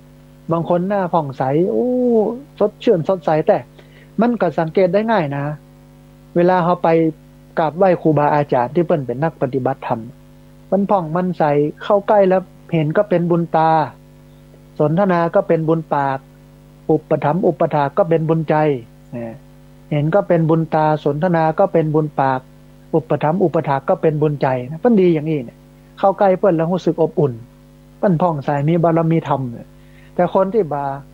อันมีเมตตาธรรมจิตใจบ่อยู่กับศีลกินกับธรรมเนี่ยมันเศร้าหมองหม่นโคกโลกนะท่านผู้ฟังตึงบ่มีสง่าราศีตึงมีอย่างสักอย่างพอแล้วเศร้าหมองนะแถมอันหนึ่งก็คือหากตายไปก็มีสติตายแบบมีสติบ่หลงฟั่นเฟือนนี่คือคนที่มีเมตตานะข้อนี้ก็สำคัญนะท่านผู้ฟังอย่างที่เคยให้ท่านผู้ฟังได้ฟังประจำว่า คนเฮาเนี่ย ตายไปแล้วจะเกิดในที่ดีหรือที่บ่ดีจะสุขหรือจะตกหลังจากตายนั้นก็ขึ้นอยู่กับ จิตดวงสุดท้ายของผู้ตายนั่นหมายความว่าก่อนตายเนี่ยจิตดวงสุดท้ายเป็นกุศลกึศแต่เรื่องดีก็ไปเกิดในที่ที่ดีสุขติสัมปรายภพนะถ้าก่อนตายกึศแต่เรื่องบ่ดีจิตใจไปสัมผัสแต่เรื่องบ่ดีจิตดวงสุดท้าย อยู่กับเรื่องที่มันบ่ดีอยู่ในอารมณ์ที่มันบ่ดีก็ไปเกิดในทุกขติวินิบาตนรกในที่ที่มันบ่ดีนะเพราะฉะนั้นจิตดวงสุดท้ายของคนจึงสำคัญคนโบราณก็เลยมีคติ ว่าเวลามีไผเจ็บเป็นเย็นไข้ใกล้ตายเพื่อนก็จะนิมนต์พระมาเทศน์มหาวิบากมาลัยโพธิ์โลก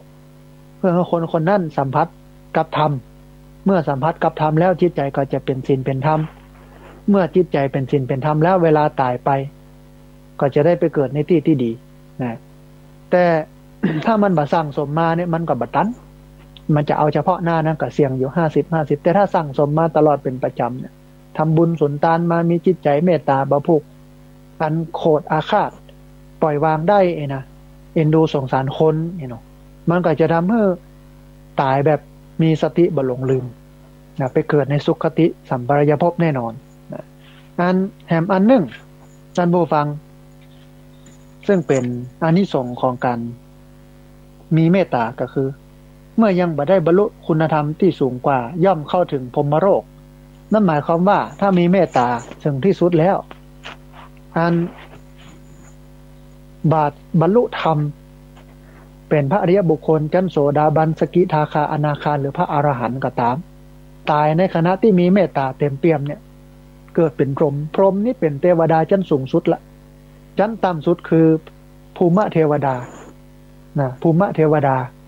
ก็เต้าทั้งสี่อ่ะ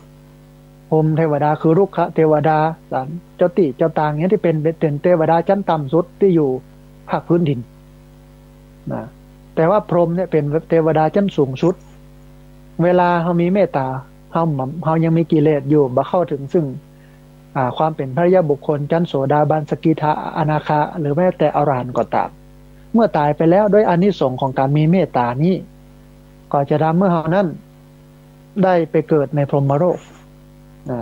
ดีกว่ามาเกิดเป็นมนุษย์ดีกว่าไปตกเกิดเป็นสัตว์เดรัจฉานดีกว่าไปตกหม้อนรกกับสูงสุดแล้วของความเป็นคนที่ยังมีกิเลสอยู่ก็คือไปเกิดเป็นพรหมแต่มากกว่านั้นเนี่ยด้วยเขาสั่งสมเมตตาแล้วก็ปฏิบัติทำไปก็จะทำให้เขานั้นได้เข้าถึงซึ่งพระอริยบุคคลเป็นลำดับลำดาไปอันนี้คือความประโยชน์ของความมีเมตตาซึ่งมีอยู่10ประการก็คือรับก็เป็นสุขตื่นก็เป็นสุขบ่ฝันร้ายเป็นที่ฮักของมนุษย์ทั้งหลายเป็นที่ฮักของอมนุษย์ทั้งหลายเทวดารักษาไฟก็ดียาพิษก็ดีศัตราวุธต่างๆมีดดาบปืนหอกดาบเล่มลาวก็ตามบ่ก้ำกลายจิตตั้งมั่นเป็นสมาธิได้รวดเร็วสีหน้าผ่องใสตายก็มีสติบ่หลงฟั่นเฟือน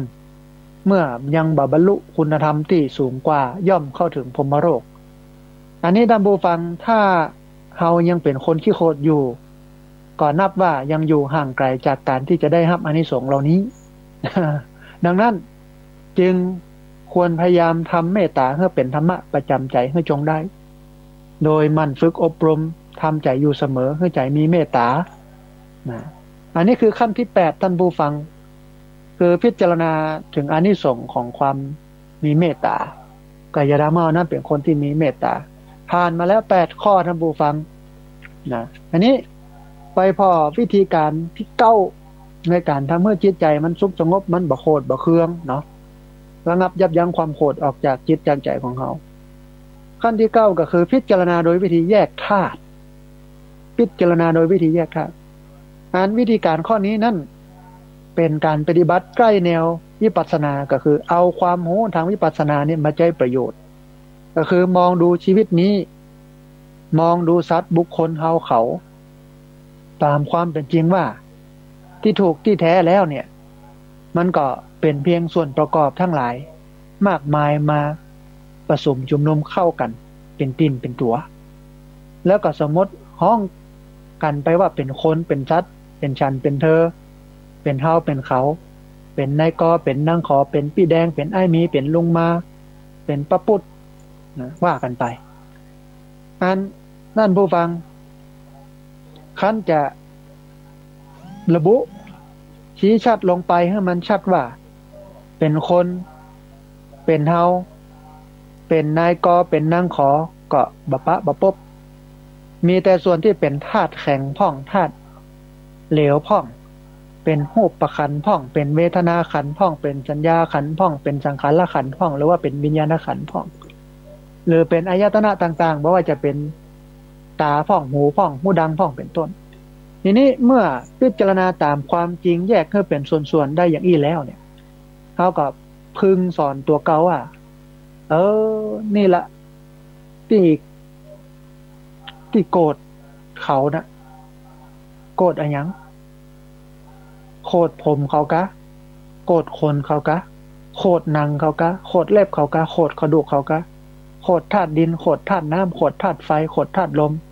หรือว่าโคตรรูปโคตรเวทนาโคตรสัญญาโคตรสังขารโคตรวิญญาณหรือโคตรอะไรอย่างในที่สุดก็จะหาฐานที่ตั้งของความโคตรบ่ได้บ่มีที่ยึดที่เกาะให้ความโคตรมาจับแหมบ่ปอท่านผู้ฟังอาจพิจารณาต่อไปในแนวทั้งนั้นเห็นว่า ในเมื่อคนเฮาชีวิตเฮาเป็นเพียงแค่สมมุติบัญญัติความจริงก็มีแค่ธาตุหรือว่าขันธ์หรือว่านามธรรมและก็รูปธรรมต่างๆมาประกอบกันเข้าแล้วเฮาก็มาติดสมมุตินั้นยึดติดถือมั่นหลงวุ่นวายทำตัวเป็นหุ่นถูกชักจูงเชิดไปถูกความโกรธถูกความโลภถูกความหลงมันเชิดไปมันก็เหมือนกับมันอย่างก็ที่เปิ้นว่านะคะ4 คนหาม3 คนแห่1 คนนั่งแค่2 คนตามไป4 คนหามก็คือธาตุดินน้ำลมไฟ3 คนแห่ก็คือความโลภความโกรธความหลงอันนี้ก็สมบูรณ์กันถ้าปาเปิ้นว่าไว้นะที่จริงมันก็มีหลายคติอันที่แห่นี่นะ3 คนแห่เนี่ยบางห้องก็บอกว่าไตรลักษณ์แห่ไปบางห้องก็ว่าบ่โลภโกรธหลงแห่ไปแต่ที่ชัดๆเนี่ยมันหันได้เป็นรูปธรรมก็คือเนี่ยถูกความโลภความโกรธความหลงนี่มันแห่ไปลูกแห่แหนแต่โลภแห่กันไปอย่างที่เปิ้นเล่นแชร์กันนี่กันแชร์ออนไลน์อย่างเนี้ยแชร์ลูกโซ่ความโลภมันชักจูงหรอลงทุนต่ำรายได้สูงโลภก็แห่ไปความโกรธไปเพราะความโกรธถูกความโกรธแห่ไปบางคนความหลงดาราหลงนั่นหลงนี่ก็แห่กันไปเนาะมันถูกความโลภความโกรธความหลงนี่แห่ไปมันเมื่อมองดูแล้วเนี่ยการที่เอามาโกรธการที่เอามาเคืองนั้นมองลงไปถึงแก่นถึงสารแล้วก็มันบ่มีอย่างโกรธแม้แต่ความโกรธเองเนี่ยความโกรธก็เกิดขึ้นความโกรธก็ตั้งอยู่ความโกรธก็ดับไปนะถ้าอู้กันถึงเรื่องนี้ก็หมายความว่าทุกอย่างมันตกอยู่ในกฎของไตรลักษณ์เป็นอนิจจังทุกขังอนัตตาบ่มีตัวบ่มีตนบ่สามารถบังคับบัญชาได้มีอย่างสักอย่างมันเป็นภาวะเป็นอารมณ์หนึ่งที่เกิดขึ้นต้องอันเพราะนั้นเวลาเกิดความโกรธก็แยกธาตุแยกขันธ์เนี่ยนะคนที่มาทำให้เขาโกรธก็เป็นเพียงแค่ดินน้ำลมไฟเสียงที่ทำให้เขาโกรธก็เป็นแค่เสียงเกิดขึ้นตั้งอยู่ดับไปสักแต่ว่าได้ยินหันเปิ้นทำบ่ดีก็สักแต่ว่าหัน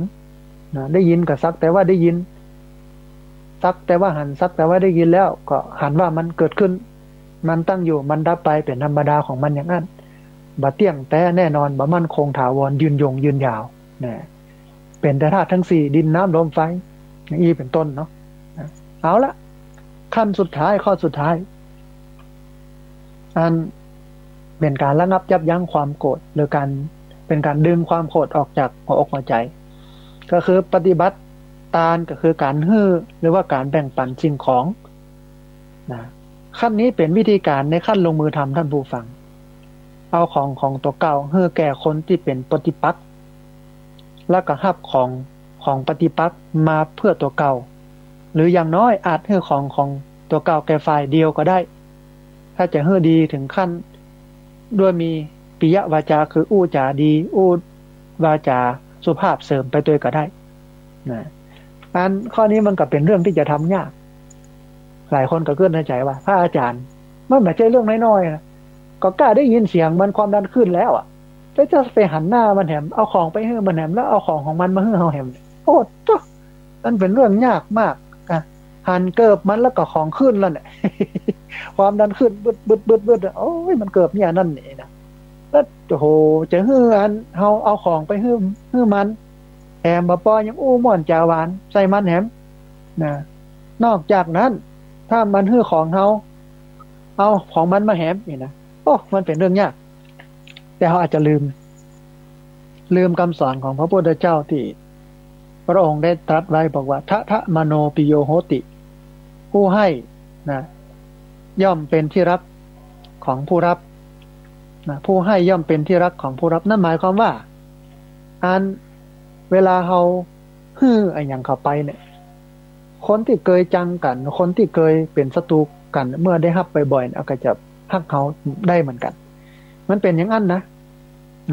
คือเขาจะมองเขาจะฮักไผ่ก็ต่อเมื่อเขาเปิ้นฮื้อเขาสัมพันธ์คนจะสัมพันธ์กันก็ต่อเมื่อเกื้อกูลกันแต่ความผูกพันจะเกิดขึ้น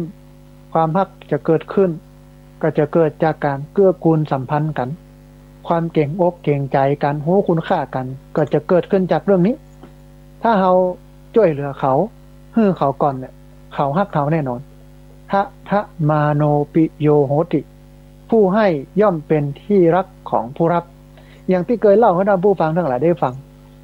ญาติโยมเปิ้นตุกเนาะเรื่องอันลูกเปิ้นถูกคนเมาเหล้าขับรถจนแล้วก็คนขับรถจนนั้นก็เป็นลูกหลานของตำรวจเนี่ย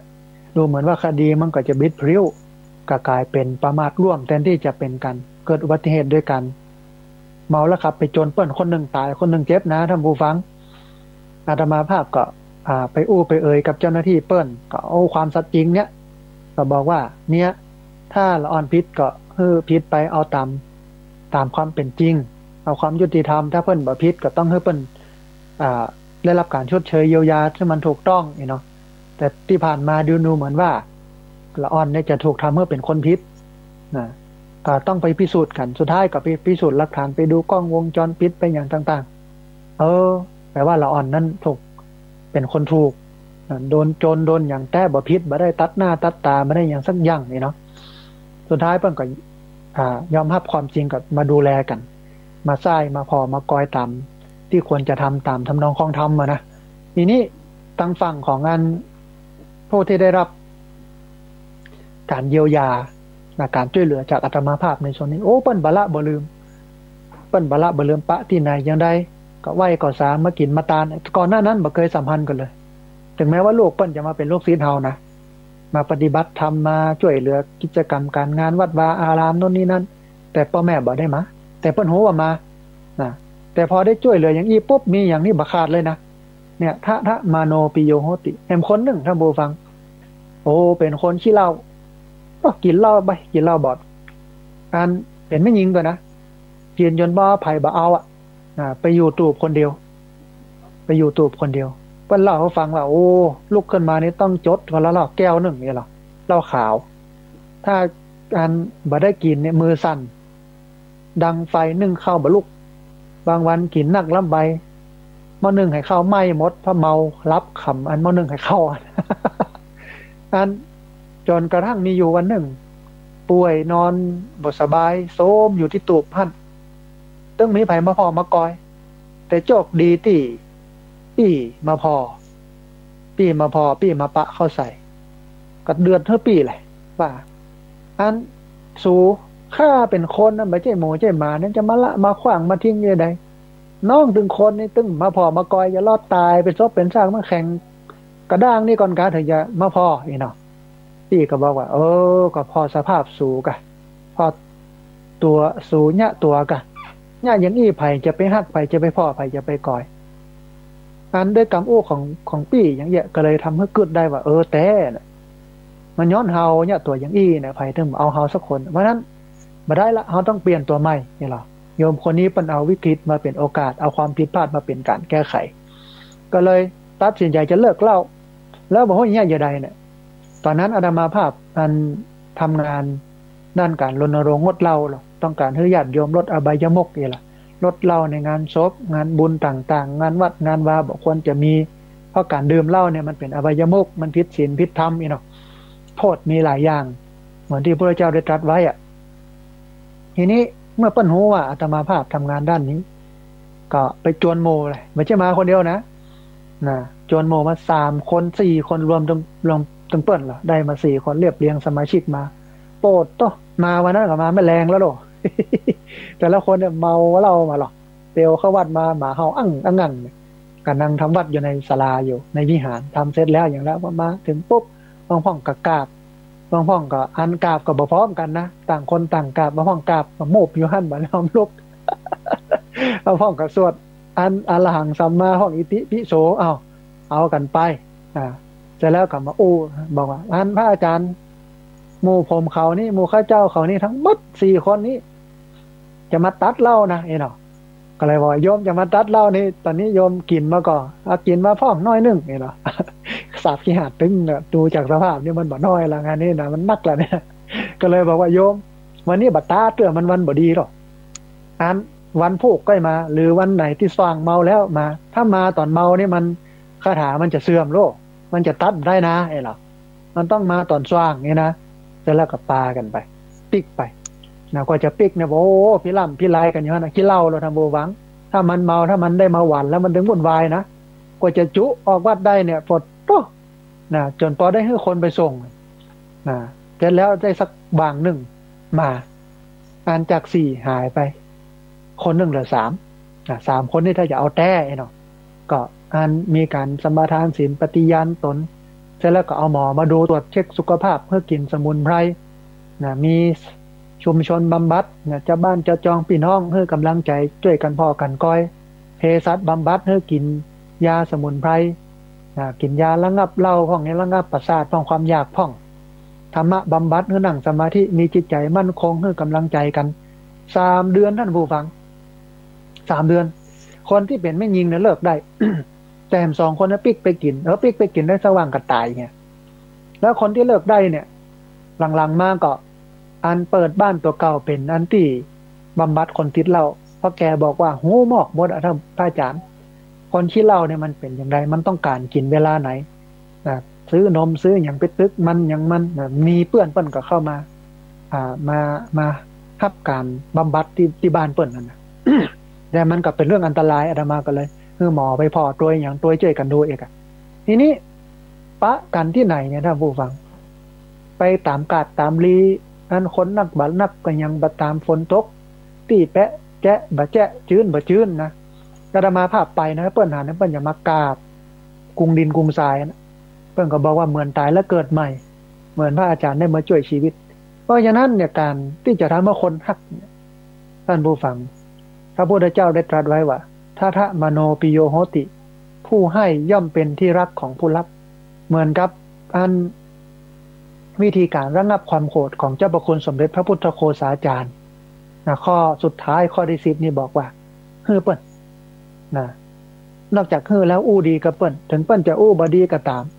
เอาความดีข้อนี้ก็คือเอาความดีไปชนะความชั่วเอาน้ำใสมาชำระล้างขี้เปอะคือถ้าเอาเปื้อนขี้เปอะขี้โคลนเนี่ยเอาขี้เปอะขี้โคลนมาล้างมันก็บ่ออกนะโคตรตั้งโคตรมาจนกันมันก็อยู่ด้วยกันมาได้โลกถ้าเอาน้ำใสก็คือเอาความมีเมตตาความบ่โคตรมาชนะความโคตรมันก็ยากได้แต่มันเป็นเรื่องยากมากท่านผู้ฟังเป็นเรื่องที่ทำได้ยากก็สู้โคตรได้ข้ายังโคตรบ่ได้สุมามึงโคตรได้กูก็โคตรได้เหมือนกันเนาะ มึงด่ากูได้กูก็มากุยใส่ตามึงได้เหมือนกันเหรอ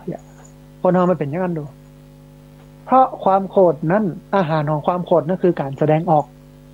คือเวลาโกรธแล้วเราได้แสดงออกได้ด่ากาได้กระทำความรุนแรงไปกาได้บุบได้ทุบได้ตีกาได้ระบายได้แสดงออกเนี่ยมันเป็นสิ่งที่ความโกรธจะชอบขนาดท่านผู้ฟังเพราะฉะนั้นเวลาโกรธพระเจ้าก็เลยตรัสว่าฮือนิ่งฮือนิ่งเวลาโกรธนี่บอกควรอู้อย่างสักอย่างเวลาโกรธนี่บอกควรจะทำอย่างสักอย่าง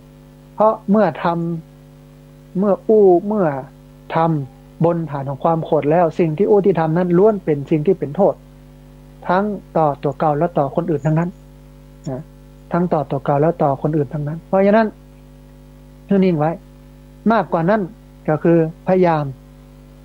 เอาชนะความมันเป็นศัตรูเฮากาเพราะมันก็เป็นสิ่งที่น่าคึดนะถ้าเนี่ยได้นี่มันวิเศษสุด